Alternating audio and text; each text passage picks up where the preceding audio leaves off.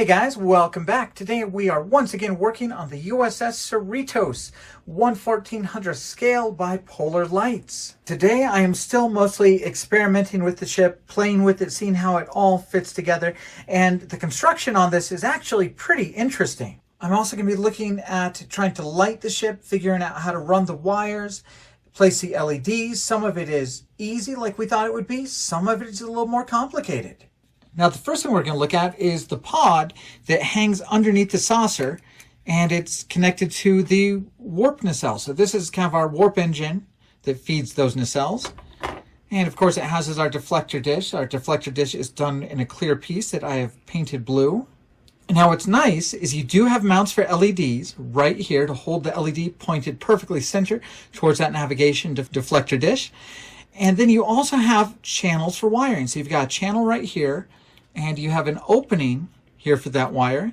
You can run it up either side, or if you're really running tight on your wiring space, you could run one wire up one side, one up the other.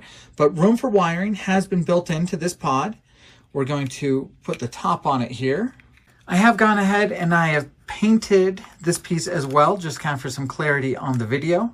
That's going to take us to the warp nacelles. Now this pod connects to the warp nacelle itself, and it actually attaches in the middle of the grill here. So you've got a clear blue part here. Then you have kind of this long opaque piece, and clearly that's not going to be strong enough to hold this pod on. So watch what they've done. Here is the inboard grill for that warp nacelle. Here's the outboard one. They fit inside the nacelle like this. They kind of get sandwiched together. And those brackets inside have the channel that's going to hold that pod together. So it'll look like this inside that warp nacelle. These clear parts are what's going to be providing all the strength to your nacelle and holding this pod together. So that's kind of the connection right there. You can see how deep those tabs go and how they're going to hold on to these clear parts. So here is our actual nacelle itself. Let's go ahead and attach this clear part inside of it. And that pod is going to fit through it just like that. So now we're not getting the strength from this kind of loose opaque part. We're getting all the strength from the clear part that's behind us. This is definitely not a snap kit. This is 100% a glue kit. We'll do the same thing on the other side. We'll put that clear piece into the nacelle, and that's how the entire thing is going to go together. Now, if you're paying attention, you're going to notice while we do have that opening for wires coming from this engineering pod, there is not a matching hole on the warp nacelle for wiring. Let's take the top of this pod off. All right, and now let's go ahead and look at that again. So there you can see, while we still have the channel for wiring here, there's not a corresponding hole in the warp nacelle. Now, that's probably just because this piece is kind of delicate and floppy until you have the clear part behind it. They might not want to put an extra hole here when they already have two. Now that's fine, that's going to be an easy thing to fix. What's going to be a little bit harder is the fact that you're going to have to do that again to the clear part. You're going to need to drill a hole in the clear part here. And of course, clear parts are always notoriously brittle. So you're going to have to be very careful when you kind of drill through this. So even though the kit's designed for lighting and gives you good LED mounts and channeling for the wire, so far we have found at least 4 pieces you will have to drill holes into to run your wires. All right, we're going to test out some LEDs in the nacelle. I've gone ahead and glued in some of the tinted clear parts into the nacelle. Since this is all just kind of an experiment right now, they're only held in by Elmer's glue, so hopefully that will hold well enough. Next, we have our clear parts for the top and the bottom, and they're going to fit in just like this.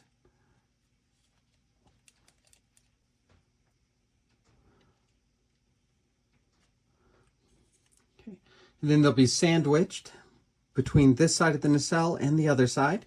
Now I've gone ahead and I'm taking my cues from the design itself, so I'm going to be placing 1, 2, 3, and 4 LEDs. Kind of just using the LED holders they've already installed in the clear parts. And here are my LEDs soldered together, so hopefully those will fit well.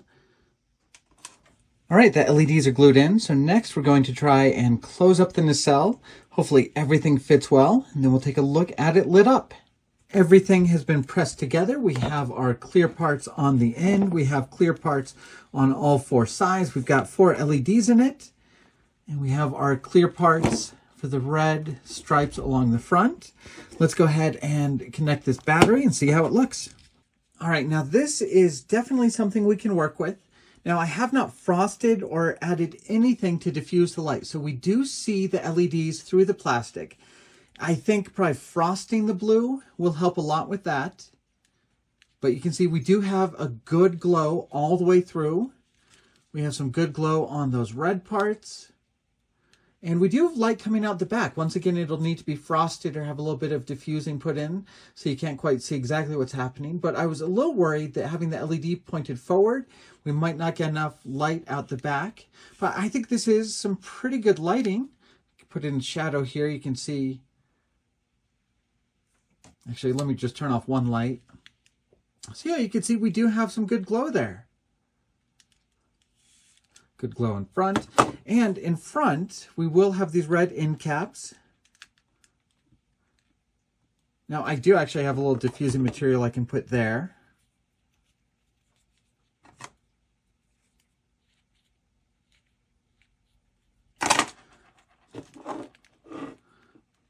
Now, it's very nice that this red clear piece can be put on after you've built it.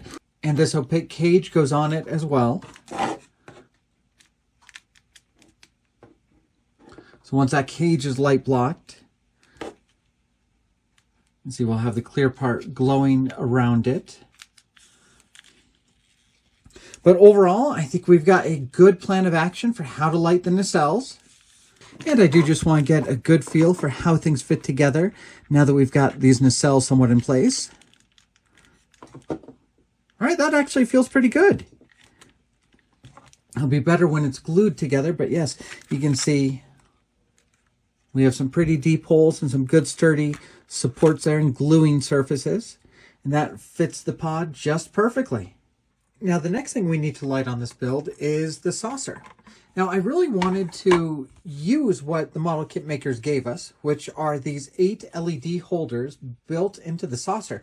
So my first experiment here is going to be with 8 5mm LEDs placed exactly where they're planning on having us put them, using all of those mounts. Now, I do have some concerns about this, and I'm not sure if this is the way I'm going to go in my final build. But let's take a look at what this looks like with 8 LEDs. All right, so here's what I'm concerned about. I'm concerned that these LEDs are going to be too directional. It looks worse on camera. It looks better in real life for sure. It's more even in real life. All right, so this is what I was a little afraid of. We're getting just hot spots where we have the LEDs, and windows out here will be a lot brighter than the ones here or here. You guys see here, we need windows going all the way across, and we're going to have a very noticeable difference in the color and the brightness of windows here versus here.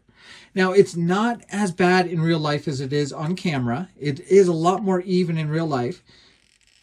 The entire thing really is lighting up with those 8 LEDs. So you can see unlit, lit.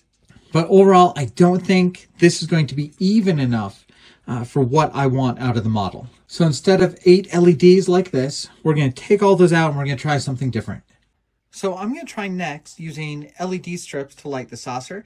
Now I'm still going to use these LED supports. I'm going to run my LED strips right along them. So we'll still use them for kind of some spacing to actually hold the wiring. But we're just not going to use 5mm LEDs anymore. Now I have doubled over my LED strips, so I'll have some lights shining forward on the inside of the circle. Most of them will be pointing outwards though. So let me go ahead and tape these down. So first of all, that looks a heck of a lot neater in there. A lot cleaner, a lot easier to manage the wires when they're like that. But let's see how it looks lit up.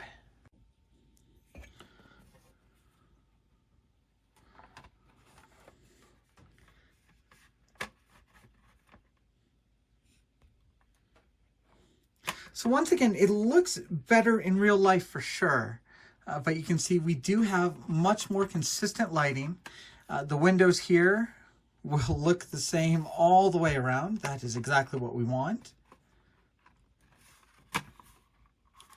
Yep, and down on the bottom, these rows of windows will all have the same consistent lighting all the way.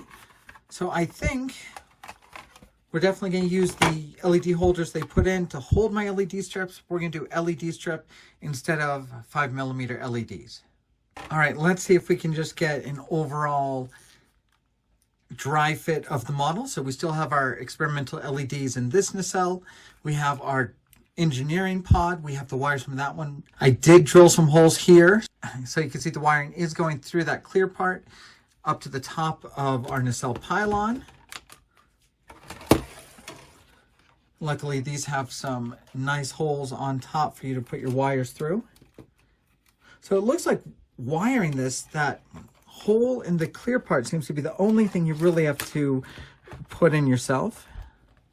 It's a good tight fit. I like how that feels. All right, let me connect all these wires. We'll turn on the lights one more time and see how it looks. All right, so here's the USS Cerritos fit together and with my lighting experiments in place. And I like it very much. Let's get a different angle on it. All right, kind of here's the ship head on. And this design's just a little interesting because you can see that stand does get in the way of kind of your front view. Blocks that deflector dish a little bit. Kind of a 3/4 view looks a little bit better, but there the pylons mess up the view on the deflector dish a little bit. There is our rear view. You can see the nacelles lighting up very, very well. Hopefully we can get some good impulse engines lighting up there as well. All right, so here's the Cerritos with the Enterprise C. So you can see they are very similar in size, but of course the C has a lot more volume with its secondary saucer and everything's a little bit more beefy on the Enterprise C, but very good models to show on a shelf together. All right, so what's next? Well, what's next is I'm going to completely tear this model down. It was great to experiment on it. It was great to figure out some of the things I'm going to do. And obviously, I like what I'm doing in the nacelles. I'm going to frost it more, diffuse it more to get rid of some of the hot spots. I really like what's going on with the deflector dish when you can actually see it. I think that works out well. And I also think the saucer is going to work well. I think that the LED strip is going to light up that saucer very well. We're going to light block it from the inside, except for where we're going to have the windows. We're going to light block that saucer from the outside and scrape away the paint to light up those windows, just like I've done on the channel for the Enterprise C, D, and USS Voyager. So I think we've got a real game plan, but now I've got to just pull everything out, do it for real instead of Elmer's glue, actually use model glue to hold it tight, get the seams closed up tightly. It'll be a bit of a process to start over again, but I'm glad to have done this level of experimenting. So now I've got a really good game plan. And hopefully you guys were able to see a lot of what goes into building this model on the video. Hopefully you got a couple good ideas of what you can do on yours and how you can light it. I know other people are going to be working on this model very soon as well. So hopefully we'll see a lot of good builds on YouTube, on Facebook, on all the forums. And it's always a little daunting working on a brand new model kit. So this is simply how I'm going to approach the model. It's how I'm going to be building it. I'm hoping to see a lot of other great builds so I can have some ideas of how I build it a second time or third time. Hopefully I'll have a few aha moments as I watch other people's builds on what I could have done better. But overall, I do want to say thank you to Round 2 for letting me work on this model. A big thank you to everybody following the build and following the channel. I'm also working on the Strange New Worlds Enterprise, so we'll have videos kind of alternating between these two models.